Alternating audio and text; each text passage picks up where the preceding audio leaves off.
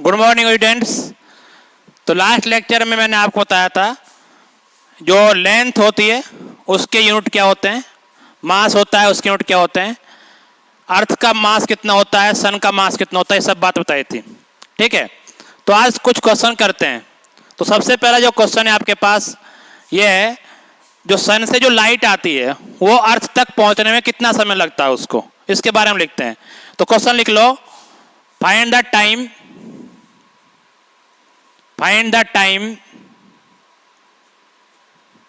taken by light to reach at the earth.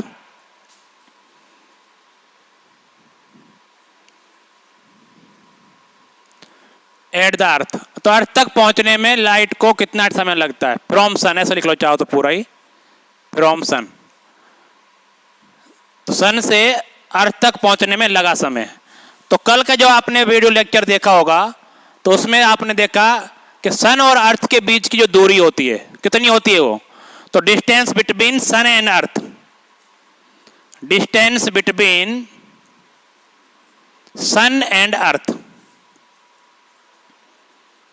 अर्थ कल लिखा था मैंने, ये होता है आपके पास d इक्वल्स टू 1.5 इंटू 10 की पावर 11 मीटर। तो 1.5 इंटू 10 की पावर 11 मीटर। ठीक है, अगर इसको किलोमीटर में कन्वर्ट करेंगे तो आपको 15 करोड़ किलोमीटर मिलता है।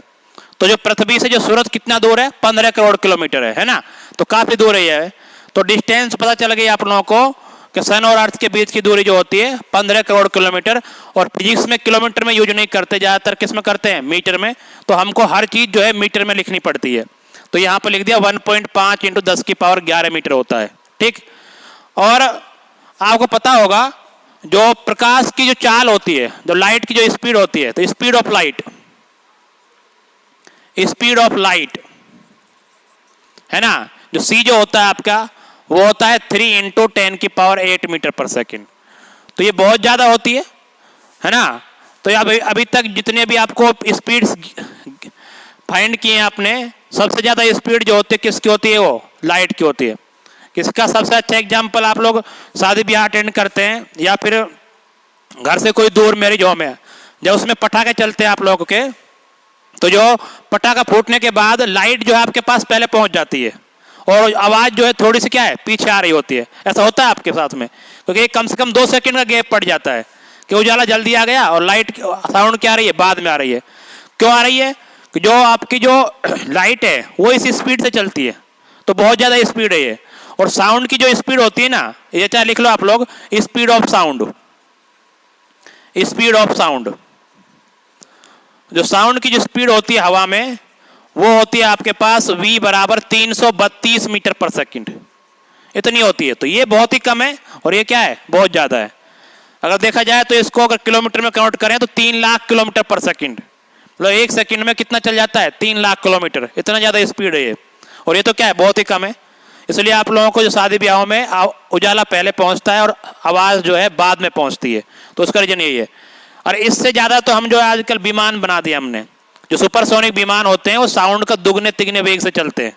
ठीक है, आवाज से तेज तो आपके जो लड़ाकू विमान होते हैं, फास्टर विमान जिसे बोलते हैं, वो चलते हैं। ठीक, तो थोड़ा ध्यान देना, ये इसको कहीं लिखना अलग से कि स्पीड ऑफ साउंड जो होती है वो होती है 332 मीटर पर सेकंड। अब आपको पता चल गया, डिस्टेंस आपको पता है और चाल आप क्या बोलते हैं इसको, स्पीड आपको पता है, तो टाइम कैसे निकालते हो, डिस्टेंस अपॉन स्पीड। तो 10 में पढ़ा होगा आप लोगों ने कि अगर आपको टाइम निकालना है यहाँ पे, तो टाइम t जो होता है distance upon speed, distance upon speed. ठीक, तो डिस्टेंस कितनी है आपके पास, डिस्टेंस हो गई 1.5 इंटू 10 की पावर 11 मीटर, और स्पीड ये रही है आपके पास 3 इंटू 10 की पावर 8 मीटर। अब यहाँ नीचे 10 की पावर 8 है, ऊपर 11 है, तो 10 की पावर 3 बचेंगे केवल यहाँ पे। तो कुल मिला के बचा आपके पास 1.5 इंटू 10 की पावर 3 अपॉन 3। ठीक, ऐसा करो, एक पावर कम कर लो, ये पॉइंट गायब कर दो यहाँ से, तो ये हो जाएगा 15 इंटू 10 की पावर 2 अपॉन 3। इसको आप काट दो कितनी बार, 5, तो 5 तो ये है और 100 ये, तो 500 सेकंड। तो टाइम लगेगा, आपको लगेगा 500 सेकंड। ठीक है, तो सन से अर्थ तक लाइट को पहुंचने जो टाइम लगता है वो आता है आपका 500 सेकंड।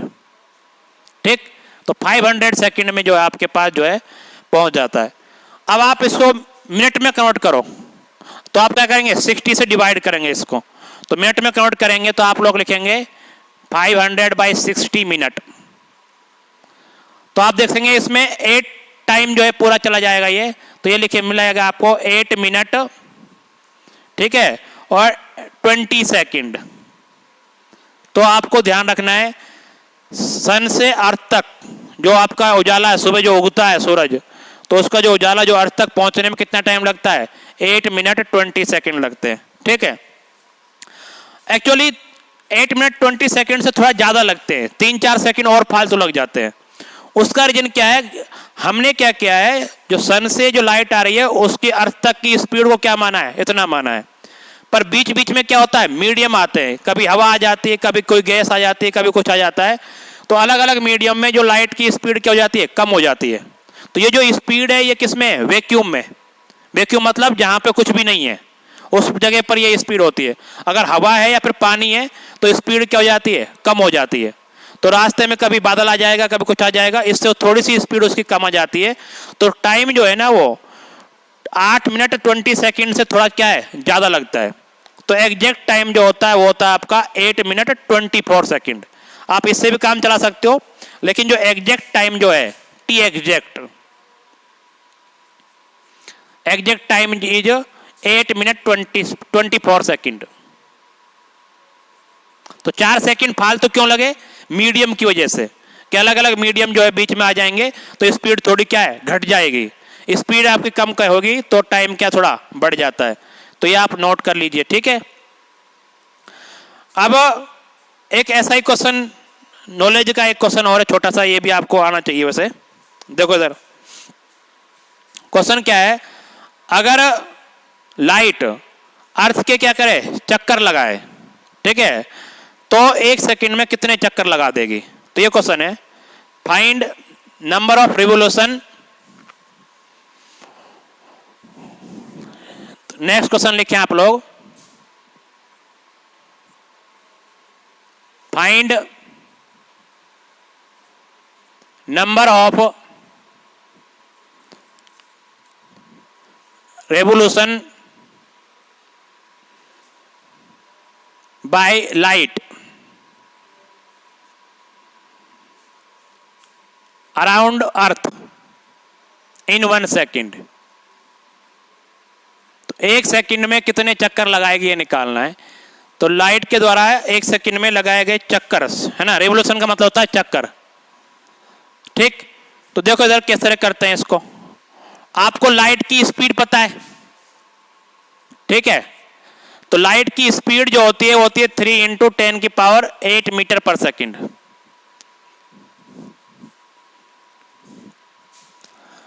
स्पीड ऑफ लाइट,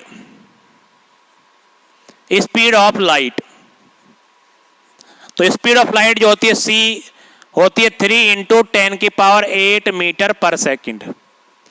तो फिर आपको 1 सेकंड में कितना डिस्टेंस कवर हो जाएगा, तो distance covered by in 1 second,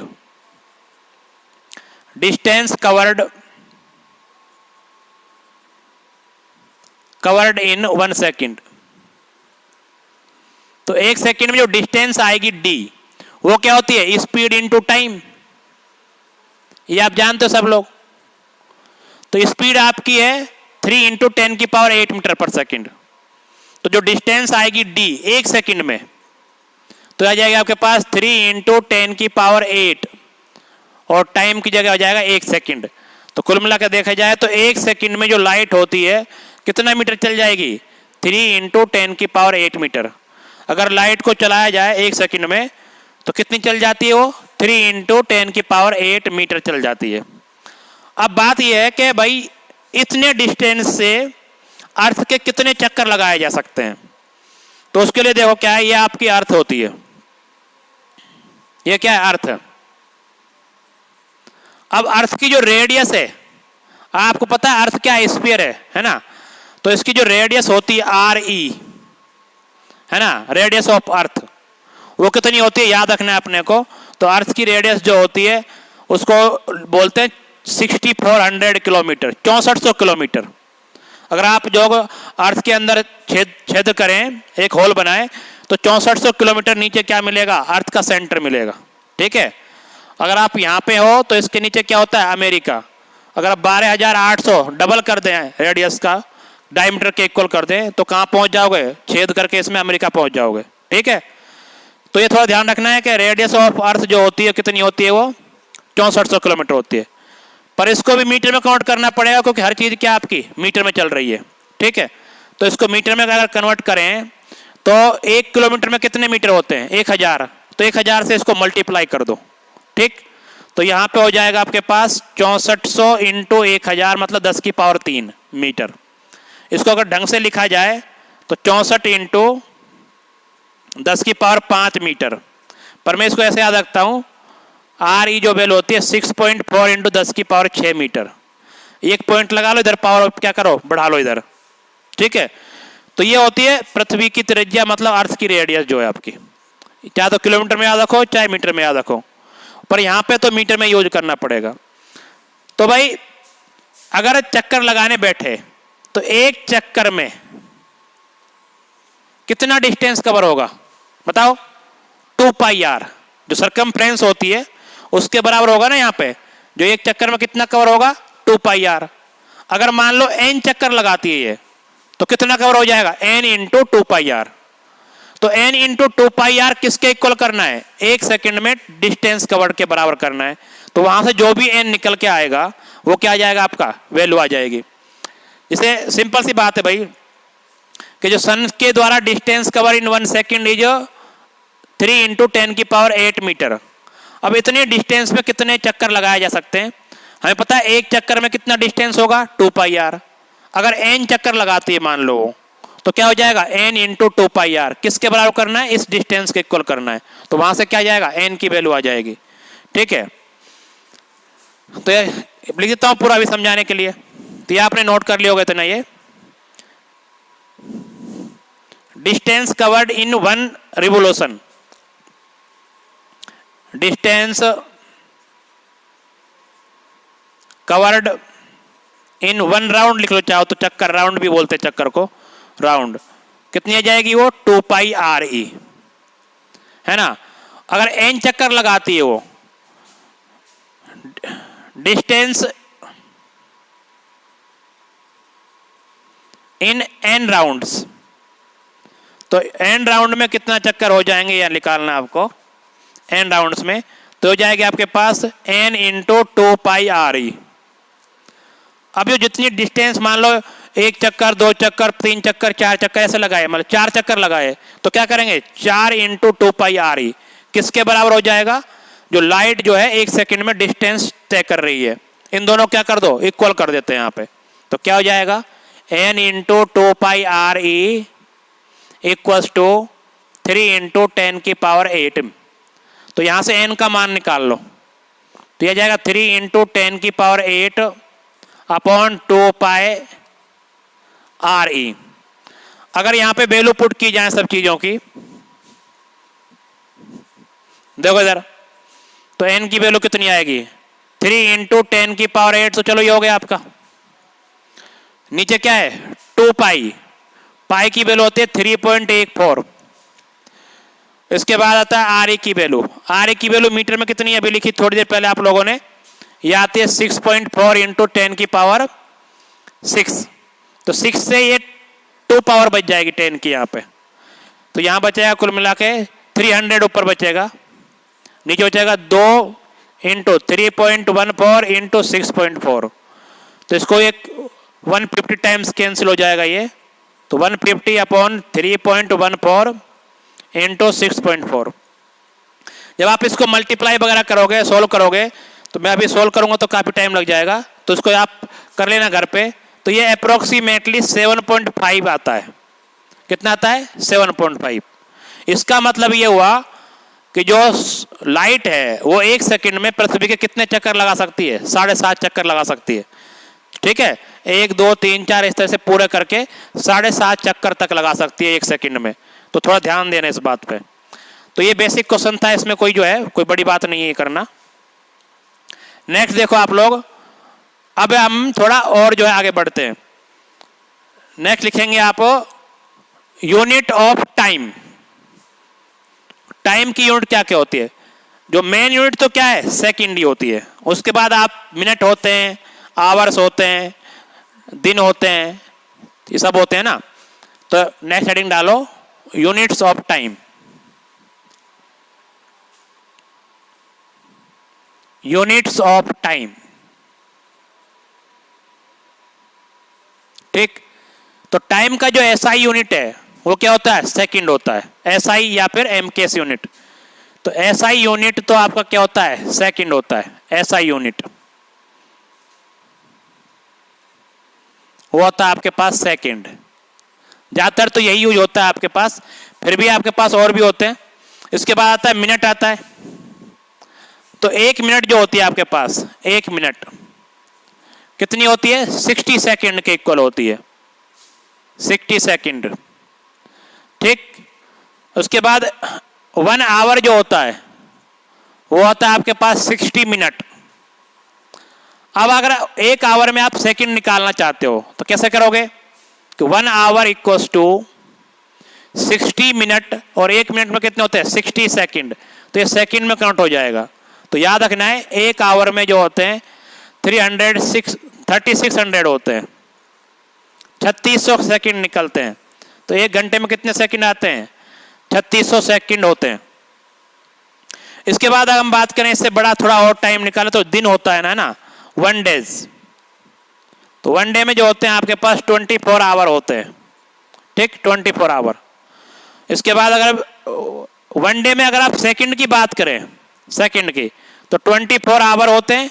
1 our में कितने सेकंड होते हैं, 3600 सेकंड होते हैं।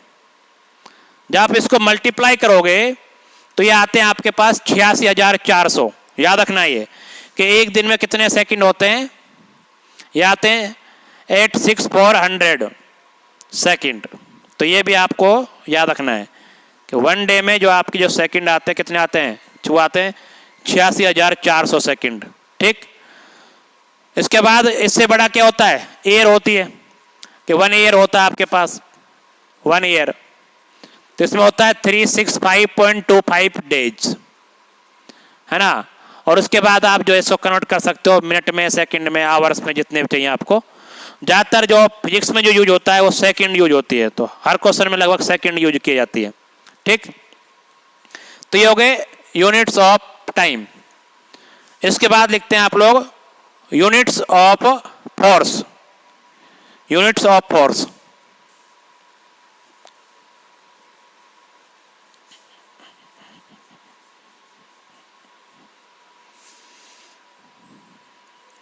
यूनिट्स ऑफ फोर्स, ठीक है। तो फोर्स की यूनिट क्या क्या होती हैं? तो सबसे पहले आपको पता होगा जो फोर्स होता है आपका F बराबर क्या होता है, ए में होता है, ये आपने पढ़ा होगा। हम इसका प्रूफ भी कराएंगे, लेकिन जब चैप्टर पढ़ाएंगे तब कराएंगे। तो आपको पता है F इक्वल टू जो होता है M का क्या होता है kg, और A का क्या होता है मीटर पर सेकेंड स्क्वायर, है ना। M यहाँ पे मास है, A एक्सेलरेशन होता है, इसको बोलते हैं मीटर पर सेकेंड स्क्वायर, ठीक। तो जो आपका जो फोर्स का जो यूनिट आ जाएगी यहाँ पे केजी मीटर पर सेकेंड स्क्वायर, ये निकल के आएगी। और इसी को क्या बोला जाता है, न्यूटन बोला जाता है, ठीक है। इसी को क्या बोलते हैं, न्यूटन बोलते हैं, न्यूटन, न्यूटन। तो जो एसआई यूनिट जो होती है इसकी, एसआई या फिर एमकेएस यूनिट जो निकल के आती है वो क्या होती है, न्यूटन होती है, न्यूटन। और 1 न्यूटन जो होता है किसके इक्वल होता है, यहाँ पे 1 केजी मीटर पर सेकेंड स्क्वायर के होता है। तो यहाँ पे 1 न्यूटन जो है आपका होता है 1 केजी मीटर पर सेकेंड स्क्वायर के, ठीक, 1 N। इसके बाद हम बात करें CGS unit, CGS unit, CGS unit gram centimetre gram second. तो सीजीएस यूनिट जो होती है आपकी वो होती है आपके पास डाइन, ठीक है। तो ध्यान देना, डाइन होती है, dyne, dyne, DYNE, dyne. CGS unit dyne होती है। और एक डाइन जो होता है ना, एक डाइन, अब देखो बहुत सिंपल है ये डाइन क्या है, सीजीएस है, मतलब केजी की जगह क्या लिखना पड़ेगा आपको, ग्राम लिखना पड़ेगा, ठीक है। और मीटर की जगह क्या लिखना पड़ेगा, सेंटीमीटर। और सेकंड तो क्या होता है, सभी पद्धतियों में क्या होता है, सभी जो यूनिट्स होती है, सिस्टम होता है, उसमें क्या आता है, सेम आता है। तो आप केजी की जगह क्या लिखना पड़ेगा, ग्राम, है ना, ग्राम। और मीटर की जगह लिखना पड़ेगा सेंटीमीटर, और सेकंड रिमेन्स सेम। तो यहां पे 1 डाइन इक्वल होता है ग्राम सेंटीमीटर पर सेकंड स्क्वायर। अगर आप चाहते हो इन दोनों में रिलेशन निकालो, किसमें, डाइन और न्यूटन्स में, तो लिखे relation between newtons and dyne, relation between newton and dyne, याद रखना है फिर आगे ये relation between newton and dyne, ठीक। तो बहुत सिंपल है, देखो इधर कि 1 न्यूटन जो होता है वो होता है 1 केजी मीटर पर सेकंड स्क्वायर, ये होता है। अगर हम इसको आगे थोड़ा चेंज करें तो 1 न्यूटन इक्वल्स टू जो होता है 1 केजी को कन्वर्ट कर दो किसमें, ग्राम में। अब आपको पता होगा 1 केजी में कितने ग्राम होते हैं, 1000 ग्राम होते हैं। तो यहां पर लिखेंगे केजी, तो लिखेंगे केजी को ग्राम में कन्वर्ट करेंगे तो यहां पे कितना करना पड़ेगा, 1000 ग्राम करना पड़ेगा, ठीक। ग्राम, पूरा ग्राम लेता हूं, पूरा चाहो तो ग्राम। अगर आप मीटर को सेंटीमीटर में कन्वर्ट करना चाहते हो तो कितने होते हैं बताओ, 100 सेंटीमीटर होते हैं यहां पे। और सेकंड के साथ कुछ नहीं करना, वो क्या रखना है, सेम रखना है। तो कुल मिला क्या हो गया आपके पास, 1 न्यूटन जो है 10 की पावर 3 पावर ये है, और 10 की पावर कितनी है, 2 ये है। तो कितना हो गया, 10 की पावर 5। तो आप लिखेंगे 10 की पावर 5, 10 की पावर 5 ग्राम सेंटीमीटर पर सेकंड स्क्वायर, ग्राम सेंटीमीटर पर सेकंड स्क्वायर। ये क्या होता है, डाइन होता है। तो यहां देख सकते हो ये क्या आपका डाइन है, तो ये आपका क्या हो गया, डाइन हो गया, पूरा डाइन। तो कुल मिला के हो गया आपके पास 1 न्यूटन इज इक्वल टू कितना होता है, 10 की पावर 5 डाइन होता है। तो ये रिलेशन आपको याद रखना है कि 1 न्यूटन में कितने डाइन होते हैं बच्चों, 10 की पावर 5 डाइन्स होते हैं, ठीक। तो आता है ऐसे यहाँ पे कि 1 न्यूटन लिखा हमने केजी मीटर पर सेकंड स्क्वायर, केजी को कन्वर्ट किया ग्राम में 1000, फिर मीटर को कन्वर्ट किया सेंटीमीटर में 100, तो कुल मिला के 10 की पावर 5 हो गए। ग्राम सेंटीमीटर पर सेकंड स्क्वायर ये क्या बन जाएगा आपका, डाइन बन जाएगा। तो 1 न्यूटन इक्वल टू 10 की पावर 5 डाइन्स होते हैं। तो ये थोड़ा ध्यान रखना है, ठीक। तो ये हो गया आपके पास जो आपका क्या था, फोर्स। इसके बाद आते हैं आपके वर्क और एनर्जी के यूनिट, है ना। तो नेक्स्ट लिखिए आप लोग unit of work and energy. पहले अब आप जो है ये नोट कीजिए ना, उसके बाद बढ़ाते हैं आगे आपको।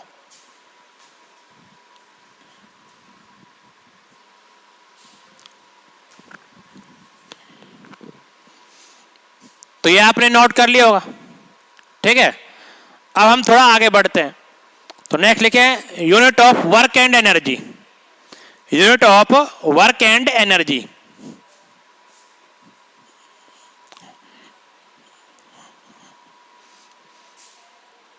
Unit of work and energy, ठीक है। अब वर्क और एनर्जी को एक साथ क्यों लिख रहा हूं सर, एनर्जी अलग है वर्क अलग है। एक्चुअली एनर्जी और वर्क क्या है, दोनों सेम बात है, ठीक है। Work is a form of energy, work is a form of energy, ठीक। जैसे आप लोग हीट एनर्जी की बात करते हो तो हम कोई काम करते हैं तो उस पर क्या होता है, जैसे मान लो कोई ऑब्जेक्ट है उस पर आपने वर्क किया तो उसको क्या मिलती है, एनर्जी मिलती है। या फिर किसी सिस्टम से वर्क कराया तो हमको एनर्जी मिलती है। तो ये वर्क और एनर्जी क्या है, दोनों सेम है।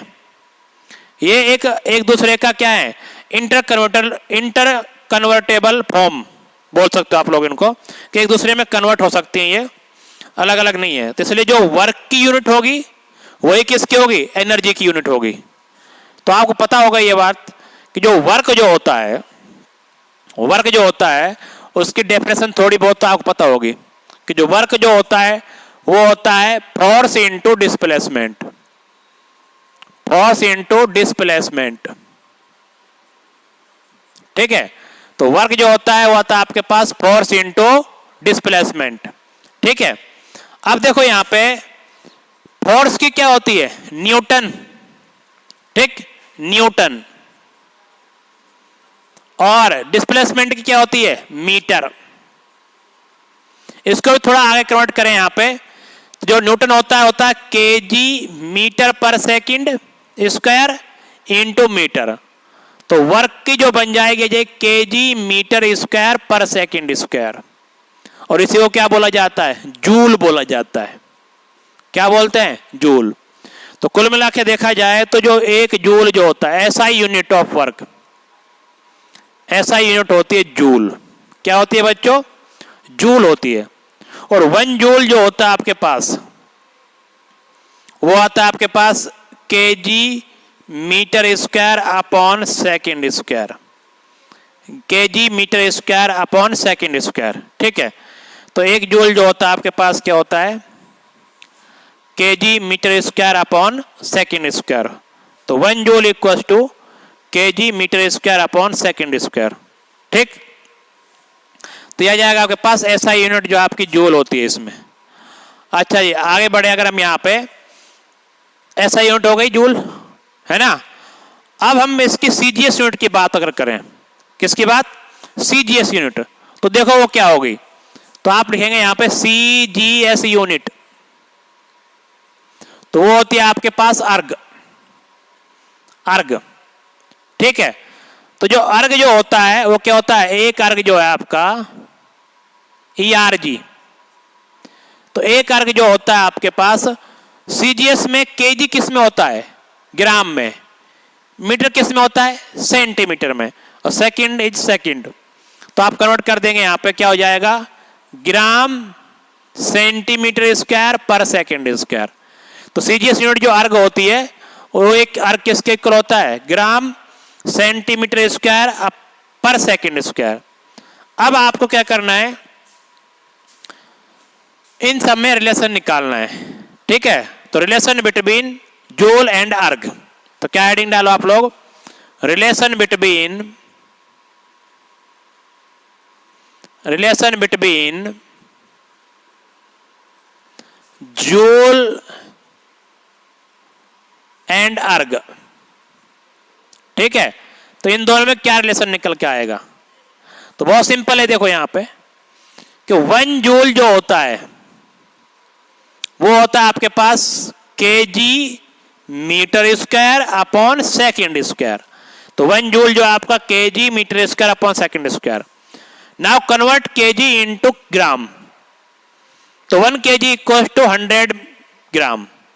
तो 100 मतलब 1 KG equal to 1000 gram, sorry gram आते हैं 1000, and 1 metre equal to 100 centimetre. ठीक है, कितना, 100 सेंटीमीटर। ठीक, तो 100 सेंटीमीटर यहां पे, तो 100 सेंटीमीटर का होल स्क्वायर करना पड़ेगा, क्योंकि मीटर का स्क्वायर हो रहा है यहां पे, तो यहां पे भी क्या करना पड़ेगा, पहले मीटर को कन्वर्ट कर लो किसमें, सेंटीमीटर में, और इसका स्क्वायर का होल करो अपॉन सेकंड स्क्वायर। सेकंड तो सब में क्या होता है, सेम होता है। तो देखो यहां पे कितना जाएगा, 1 जूल जो है आपका, तो यहां पे 1000 तो ये है, और ग्राम आपके पास 1000 ग्राम। इधर यहां बताओ कितनी आ जाएगा, यहां पे स्क्वायर है 100 का स्क्वायर, मतलब 10,000 आ जाएगा ये, 10,000, और यहां पाएगा centimetre square upon second square. तो 10 की पावर 4 पावर ये, 10 की पावर 3 पावर ये, तो टोटल पावर कितनी होगी 10 की, 10 की पावर 7। तो 1 जूल इक्वल्स टू 10 की power 7 gram centimetre square upon second square, तो हो जाएगा। और ग्राम सेंटीमीटर स्क्वायर पर सेकंड स्क्वायर क्या होता है, यही तो अर्ग होता है भाई, यही क्या होता है आपका, अर्ग होता है। यही चीज क्या आपकी अर्ग है। तो कुल मिला के जो ध्यान रखना है अपने को अल्टीमेटली कि 1 जूल जो होता है वो होता है 10⁻7 अर्ग के इक्वल होता है।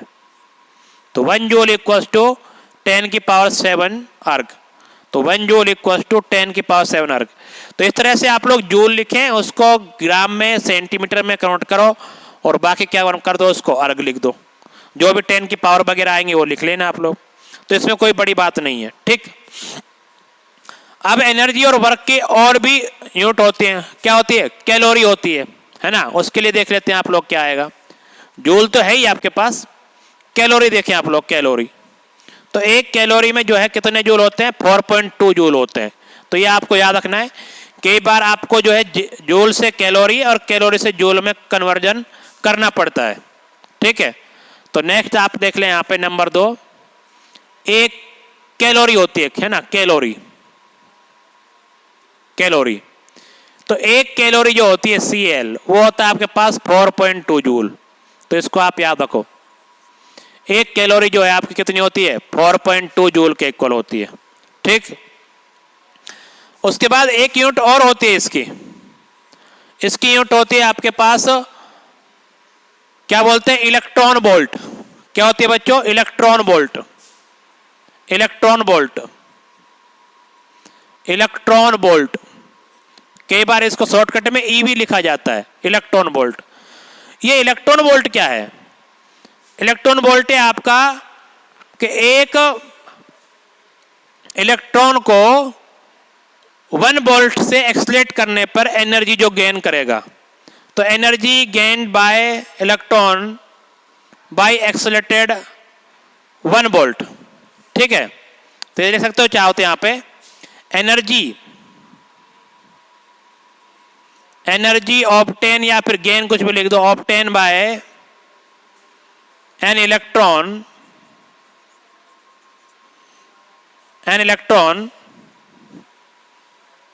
Accelerated by 1 volt potential difference. Electron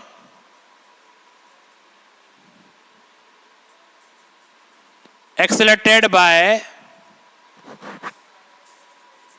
1 volt potential. तो 1 वोल्ट पोटेंशियल से आपको क्या करना है? इसको एक्सलेट कराना है। तो जो एनर्जी मिलेगी कितनी मिलेगी आपको? उसको बोलते हैं 1 electron volt.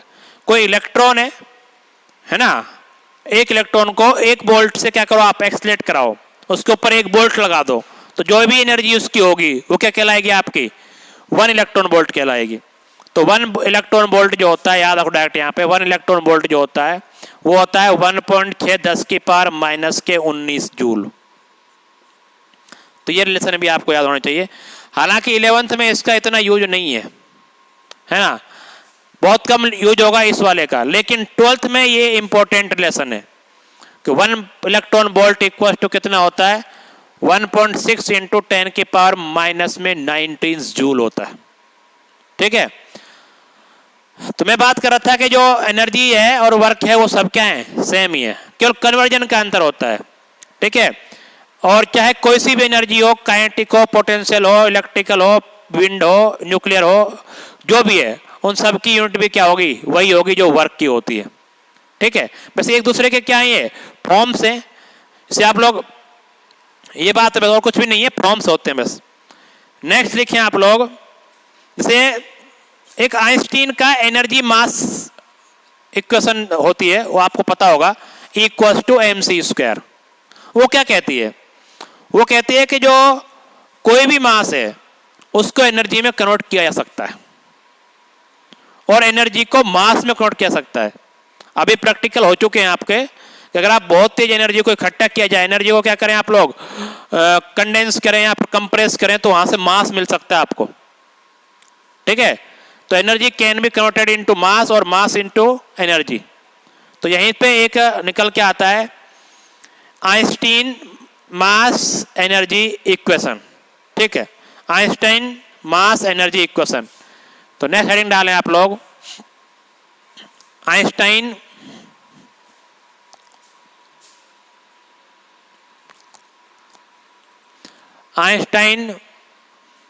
Mass energy equation.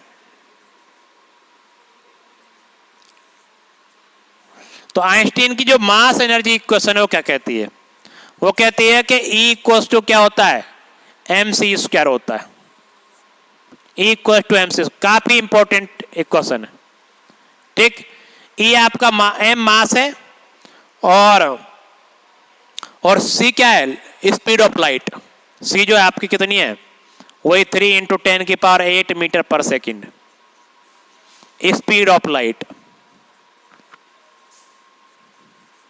ठीक, तो हर एक मास को आप एनर्जी में कन्वर्ट कर सकते हो। जैसे आपको दिमाग में कभी आता होगा, ये लकड़ी होती है जो चूल्हे में जलाते हो आप लोग, कहीं भी जलाओ, जलने के बाद जो राख बचती है उसका मास जो है लकड़ी के मास से हमेशा कम रहता है।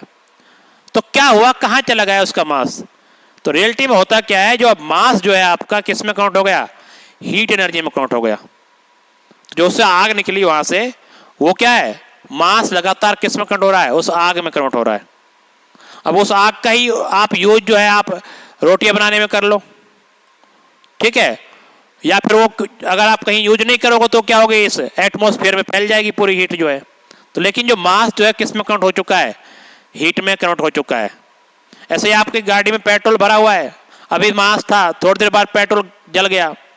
इसका मतलब क्या हुआ कि मास जो है एनर्जी में कन्वर्ट हुआ। उस एनर्जी को आपने इंजन से मैकेनिकल एनर्जी में कन्वर्ट कराया, उस मैकेनिकल एनर्जी को फिर आपने काइनेटिक एनर्जी में कन्वर्ट करा लिया। तो अल्टीमेटली तो एनर्जी किसके पास थी? पेट्रोल के पास थी।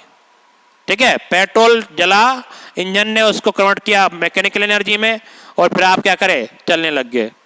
तो हमेशा मास को किस में कन्वर्ट कर सकते हो? एनर्जी में कन्वर्ट कर सकते हो। ऐसी कोई बड़ी बात नहीं है। तो यहां पर लिख सकते हो, चाहो तो the equivalent energy in 1 kg mass.